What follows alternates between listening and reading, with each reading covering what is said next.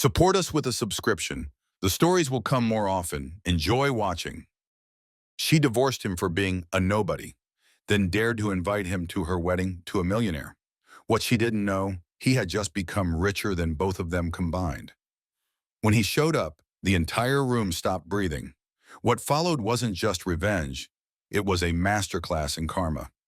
Michael Carter was 33 and nearly invisible to the world. He lived in a cramped one-bedroom apartment on the south side of Chicago and spent most days hunched over his laptop, writing code, crunching numbers, pitching investors. His wife, Claire, used to believe in him, but that belief had dried up somewhere between the late rent notices and the third broken coffee maker. To her, he was now just a man with excuses and no money. What Claire didn't know was that on the night she planned to leave him for good, Michael had just sealed a deal worth $50 million. His startup, Harris Global, had landed a major partnership with a Fortune 100 company. After 3 years of living on instant noodles and secondhand tech, he had finally done it. But instead of celebration, Michael found himself staring at divorce papers.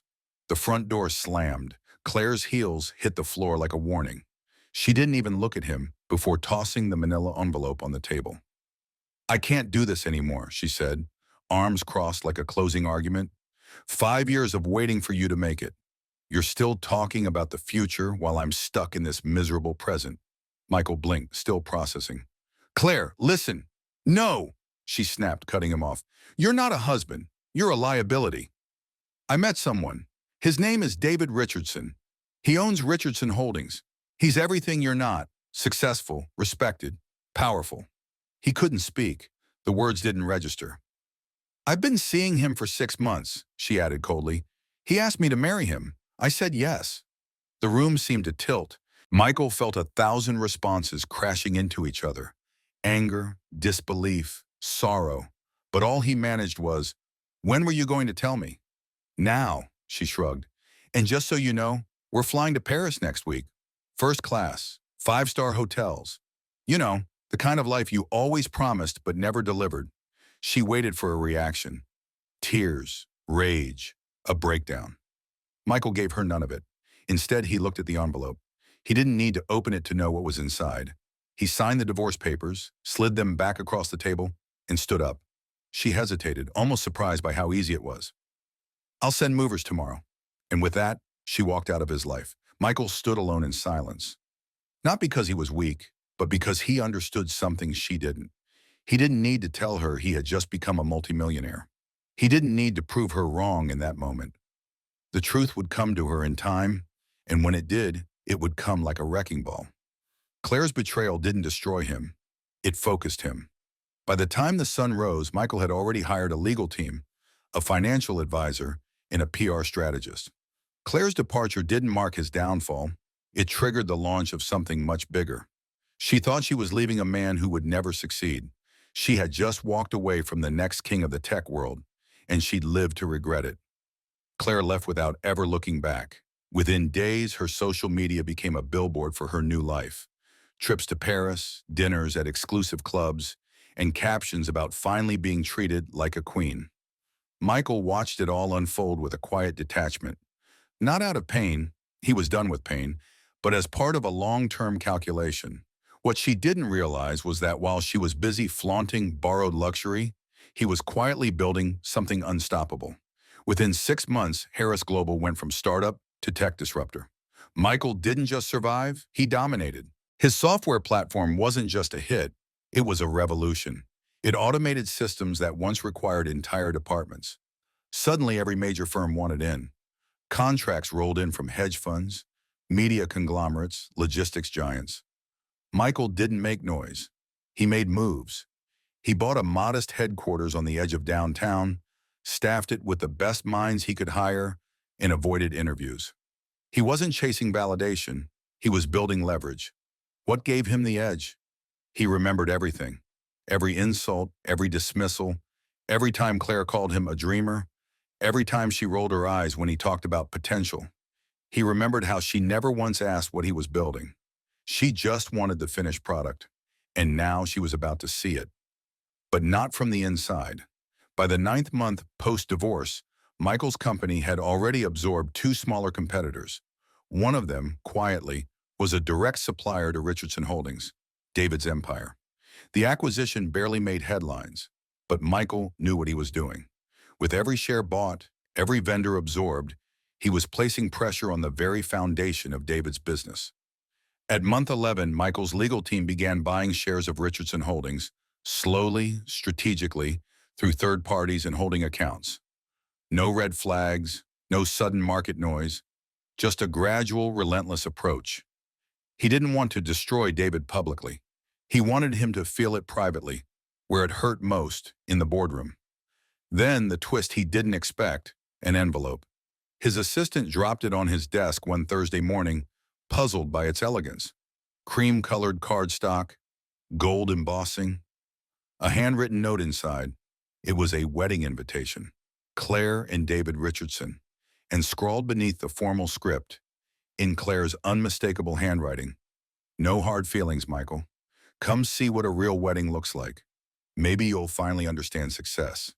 He read it twice, then folded the note neatly and placed it back into the envelope. His assistant asked if he was okay. Michael smiled. "Tell security to prepare for Saturday.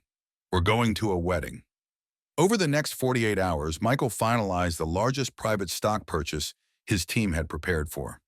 By the time David walked down the aisle, Michael would own just over 30% of Richardson Holdings, enough to disrupt board decisions, stall expansion plans, and trigger panic. It wasn't just about the money anymore. It was about the message. Claire had left a man she believed would never be enough. She was about to realize she'd underestimated him in the worst possible way. This wasn't revenge. This was reality catching up, and it was wearing his name. The wedding day arrived like any high society spectacle, lavish, crowded, overhyped. The grand metropolitan cathedral was packed with CEOs, influencers, and board members from Richardson Holdings. Photographers lined the steps. No one was surprised David Richardson could pull this off. He was rich, connected, and marrying a woman who looked like a success story. But the real story hadn't begun yet. At exactly 2:45 p.m., 3 black SUVs pulled up in front of the cathedral. The security detail stepped out first, moving with the kind of coordination that only high-level executives or political figures typically demanded. Whispers started immediately. No one knew who was arriving, but it was clear this wasn't part of the program.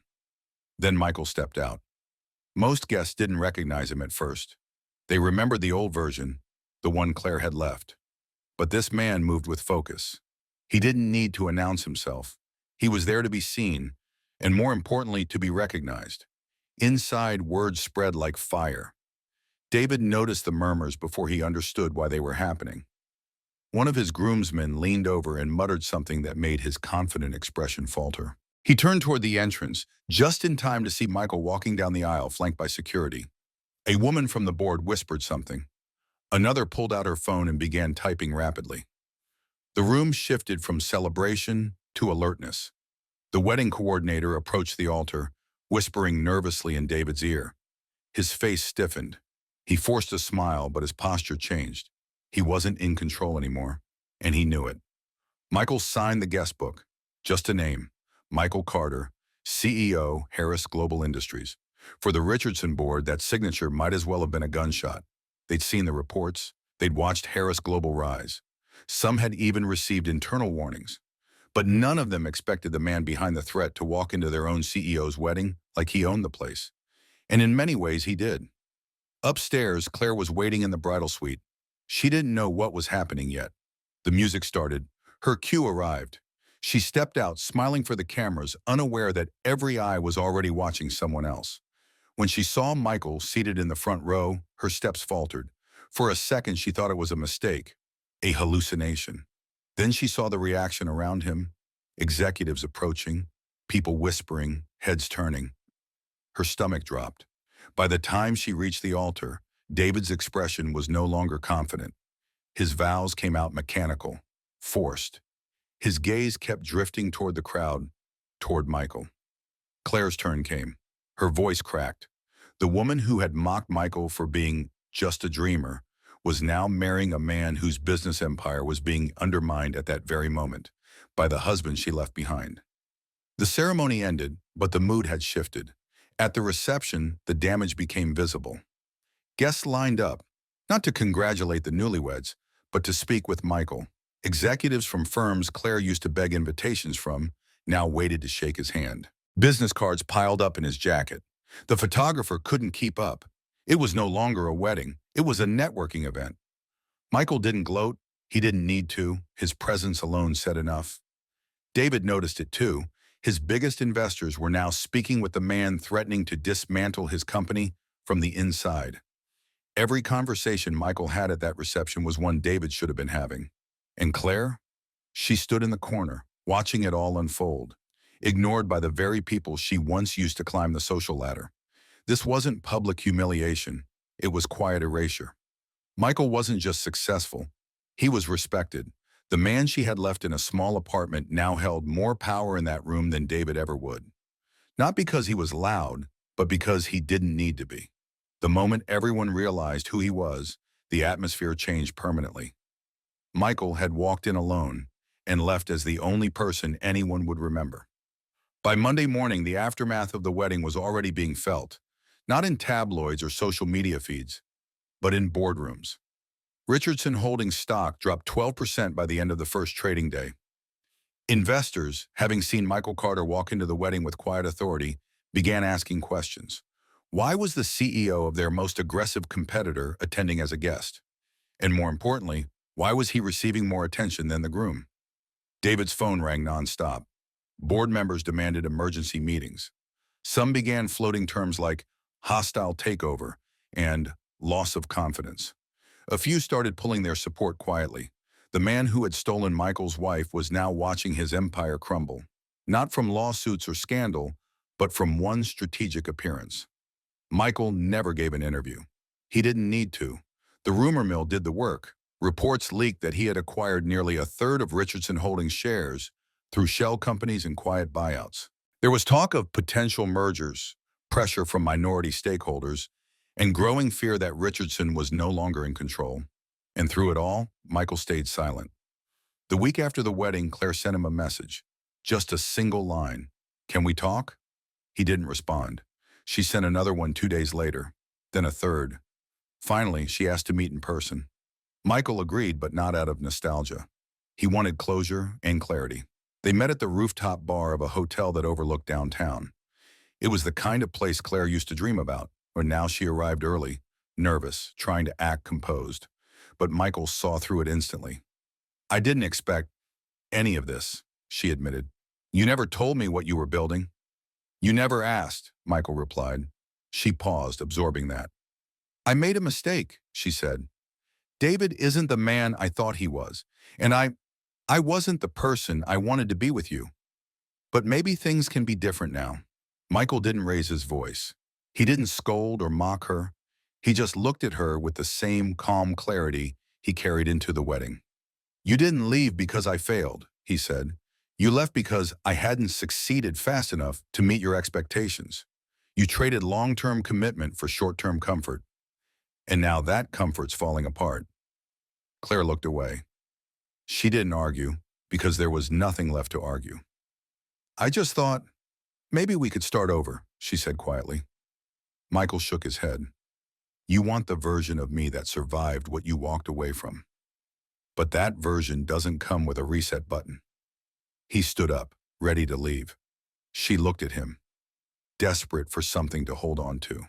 "So that's it?" He nodded once. "That's peace." As he walked away, Claire remained at the table, surrounded by everything she thought she wanted, yet alone in a way that success could never fix. Michael didn't leave bitter. He left resolved. He hadn't spent a year rising from the ashes just to fall back into old habits. Claire had been a chapter, not a destination. And David? He had become a cautionary tale. Proof that taking shortcuts at someone else's expense usually comes with a cost. Richardson Holdings would continue to bleed value. The board would eventually vote to restructure. And somewhere in that chaos, Michael's company would quietly absorb more ground, more influence, more control. But that was no longer about revenge. It was simply good business. 6 months after the wedding, Richardson Holdings was unrecognizable. Its value had dropped by nearly 40%. 2 board members resigned. A third publicly questioned David's leadership in an investor call. The company, once known for its dominance, had become a cautionary example in every financial podcast and business school discussion. Harris Global didn't need to finish them. Michael wasn't interested in revenge anymore. He had moved on. His company had expanded into 3 new sectors. He had opened a second headquarters in Seattle and launched a mentorship program for underfunded startups, something he wished he'd had when he was just getting started. But most importantly, he lived in peace. He no longer checked Claire's social media. He didn't ask mutual acquaintances about her. Whatever David and Claire had built on borrowed money and status had already begun to erode, and Michael didn't need to be involved in the fallout. Life was handling that on its own. One morning, over coffee with a potential business partner, the man casually brought up the Richardson situation. "Must feel good," he said, "watching them lose everything." Michael thought for a moment, then replied, "It's not about them anymore. Winning isn't stepping over people who doubted you. It's building something they can't touch." The partner nodded, clearly impressed. But Michael wasn't trying to be wise. He just understood the difference between growth and ego now. He had learned it the hard way. One night, he received a handwritten letter. No return address, just a note in Claire's handwriting. It didn't ask for anything. It didn't try to rekindle the past. It simply said, "I see you now. I'm sorry I couldn't back then." He read it once, then placed it in a drawer. Not out of sentiment, but because closure doesn't always come from confrontation. Sometimes it comes from knowing you don't need it anymore. Michael's life wasn't perfect, but it was his. Every dollar, every deal, every decision had been earned. Not gifted, not inherited, not built on someone else's sacrifice. And that was the real victory. Claire had believed success came from proximity to power. But Michael learned that true power comes from resilience, from standing up after being discarded, from building a life so strong that the people who once doubted you have no choice but to respect it, even from a distance. He never made a public statement, never revealed what had happened behind the scenes. He didn't need to. The people who mattered understood. And the ones who didn't, they had already proven they were never worth explaining to.